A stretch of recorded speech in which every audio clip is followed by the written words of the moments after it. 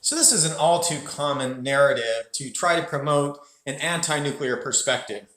The truth is, when I was a boy, I worked on a dairy, and the smells would come across the street. And so even though it had some very unattractive features, that doesn't make dairy evil. It doesn't make drinking milk evil. It means that when we're going to control nature, there are consequences. If we want to have a house where we have paint and sheetrock and tiles and granite and things like that, then those processes will generate waste products. And those waste products have to be put somewhere. And we might not want that in our backyard.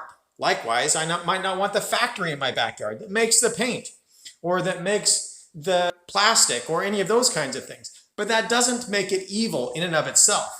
We as a society have agreed that what we want is something that's sustainable, something that's not going to penalize our grandchildren. And that's what nuclear is in a very profound way. If we were to extract uranium from seawater, it would be passive. It's what's naturally eroded from the mountains. And that's a source that has 9 times the current electricity demands of the United States. The waste is minuscule compared to the amount of energy that you get. Since the 1970s, all of the electricity that's come from that is about 20% of all United States electricity.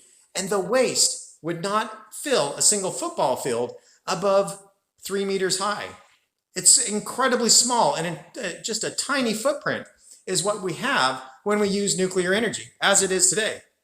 And these new nuclear reactors are even safer, so that they don't have the ability to melt down. It's very profound what we can do with it. But because there's waste, that doesn't make it evil. Everything that involves work has waste. And the waste, again, it just comes out of controlling nature to make it do what we want, so that we have these systems that sustain us, that we recognize as being essential to our standard of living. The really only change that needs to occur is that it needs to be done sustainably, which nuclear, it already is there. We just need to take advantage of it and make sure that we continue and even improve on the sustainability that nuclear affords us.